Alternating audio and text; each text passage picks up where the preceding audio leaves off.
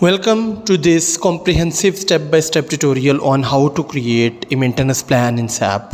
In today's session, we will walk through the entire process of setting up preventive maintenance plans in SAP PM module.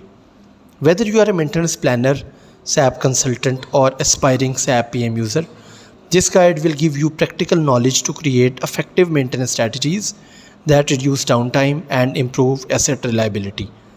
We will cover everything from prerequisites to best practices using real transaction codes like IP41, IP41 and IP42. By the end of this video, you will be confident in creating both single cycle and strategy based maintenance plans. Make sure to watch till the end for pro tips and monitoring techniques. If you find this video helpful, don't forget to like, subscribe and hit the bell icon for more SAP tutorials. Let's get started. So, first question is, what is a maintenance plan in SAP PM? A maintenance plan in SAP PM is a powerful tool that helps organizations schedule preventive maintenance activities automatically. Instead of waiting for equipment to break down, you plan regular inspections, services, and overhauls in advance.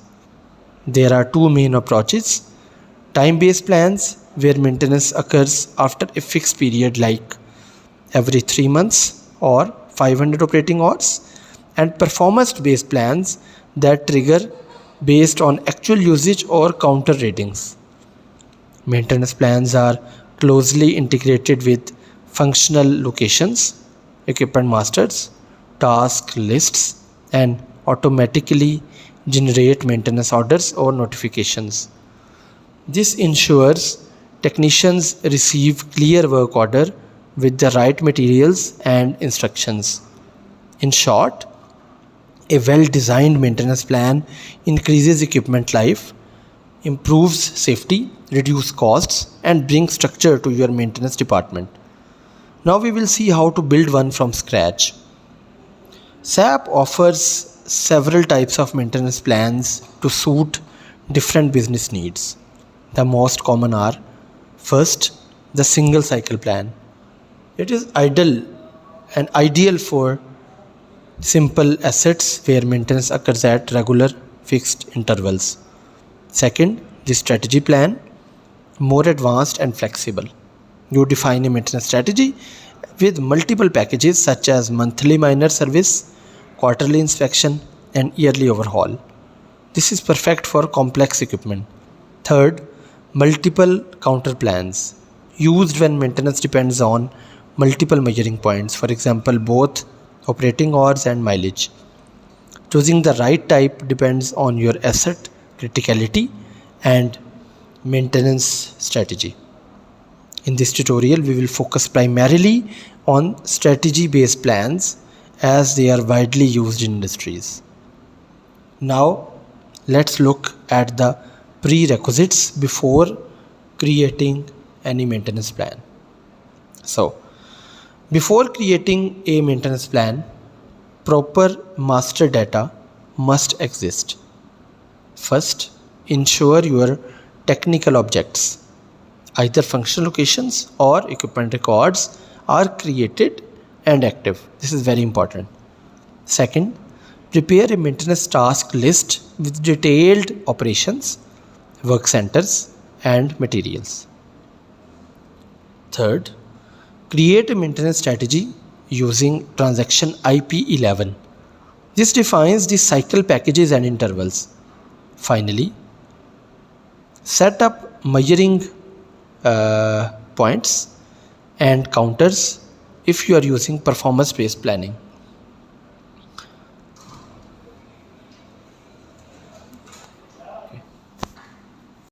Missing any of these will cause error. Taking time on master data setup saves huge effort later. Once these are ready, you are all set to create the actual maintenance plan. Let's move to the first transaction that we are going to use for the creation of maintenance plan. So we will start with step 1. It is creating the maintenance strategy using transaction code IP11. Enter a strategy name and description.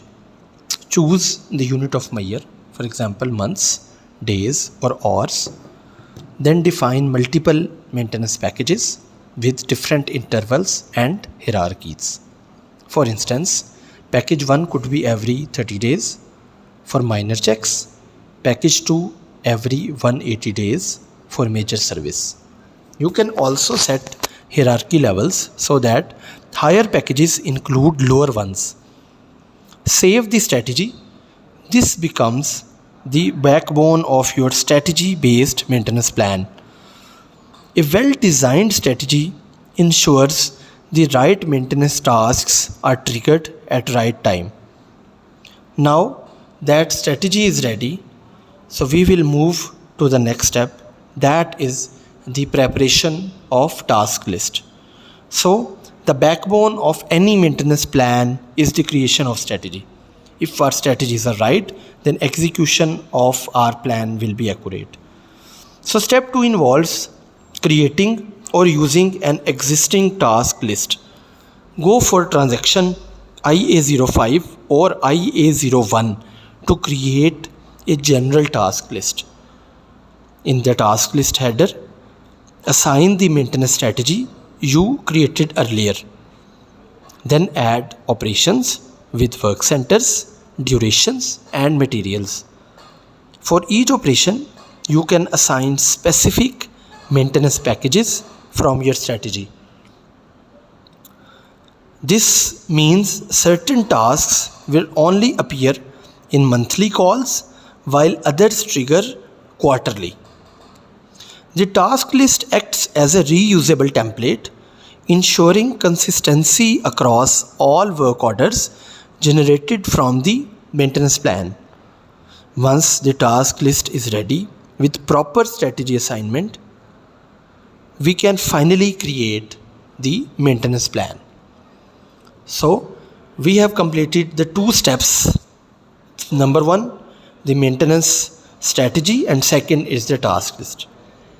So this step involves the creation of maintenance plan using transaction IP42 for strategy plans and IP41 for single cycle plans. Enter a plan number or let the system generate one. Select the maintenance plan category, usually maintenance order or service entry sheet SES.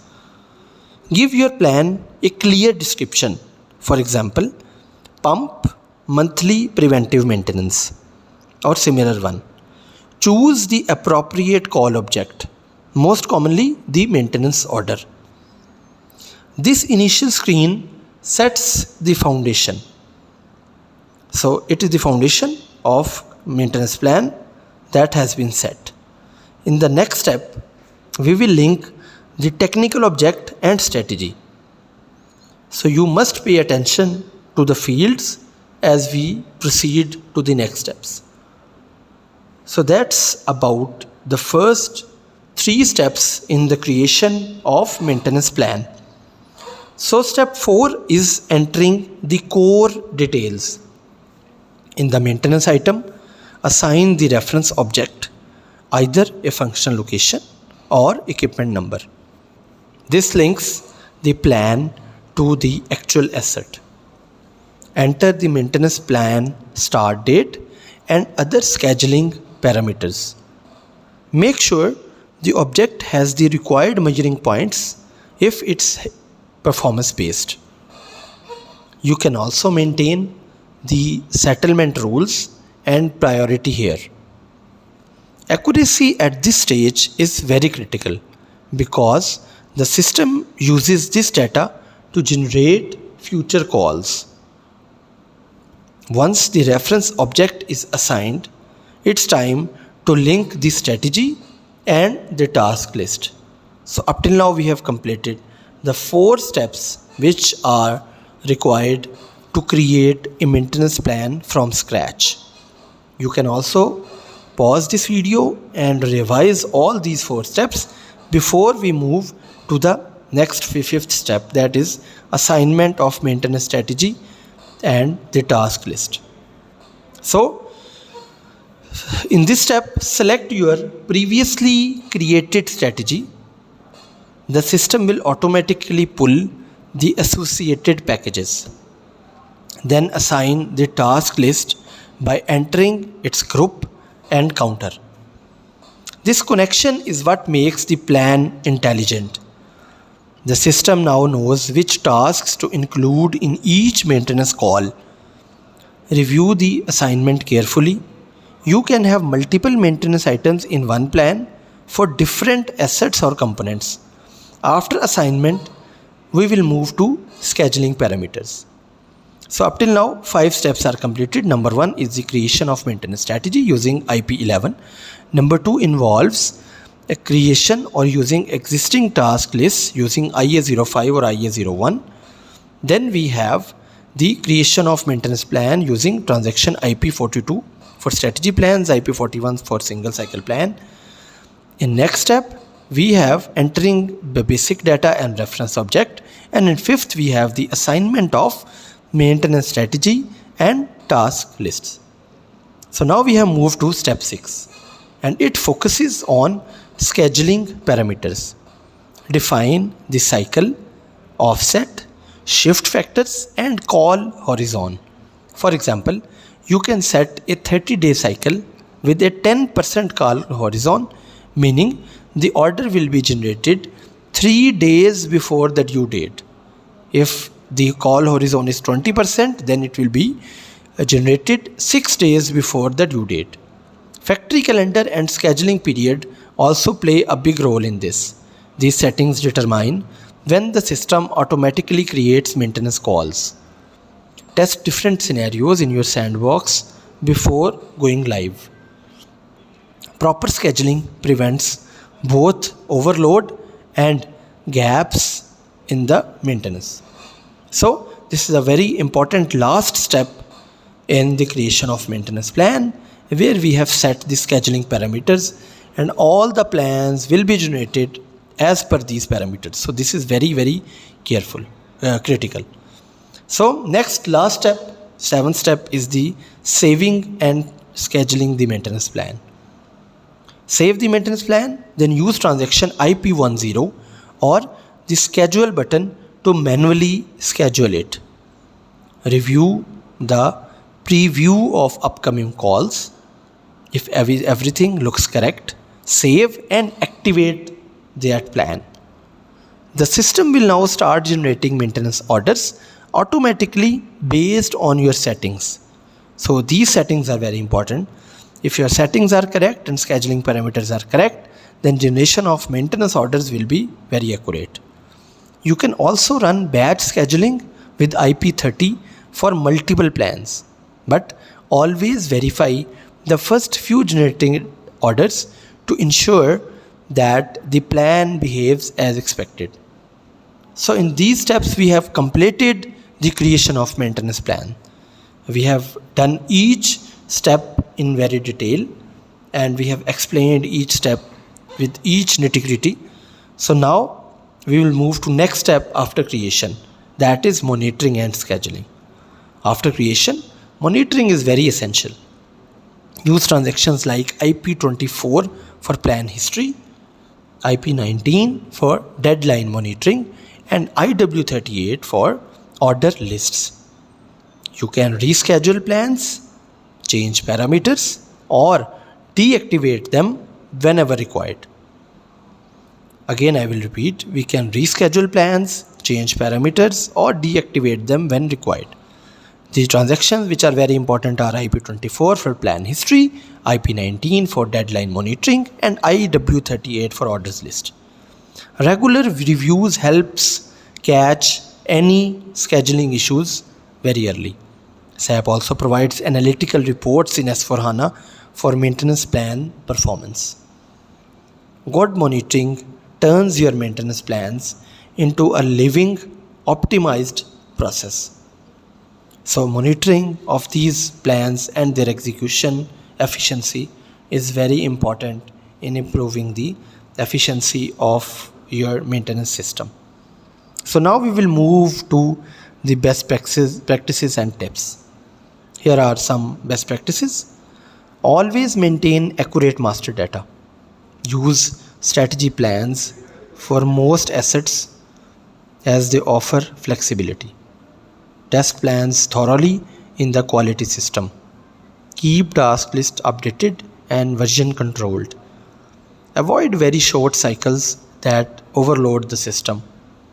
Train your team on how to handle generated orders. Integrate with inventory and procurement for better material availability. Common mistakes include missing strategy assignment or incorrect reference objects. Following these tips will make your SAP PM implementation highly effective. So these are some of the tips and tricks and best practices for SAP maintenance plans implementation. Again, we will just revise it quickly, review and update regularly, maintain accurate master data, assets and BOMs, integration with other modules, and avoid common errors like incorrect intervals and missing call dates. So after that, we have reached the end of this detailed tutorial on creating maintenance plans in SAP PM. You now know the complete process from strategy creation to scheduling and monitoring. Implementing these steps properly can dramatically improve your plant's reliability and reduce unplanned downtimes. Practice in your IDES or sandbox system before applying to live data. So, thank you very much for watching. If you enjoyed this video, please like, share and subscribe to more SAP PM, MM and FICO tutorials. Drop your questions or specific scenarios in the comments. We will try to cover them in our future videos. Stay tuned and keep learning. All the best with your SAP journey. See you in the next tutorial. Until then, take care. Bye bye.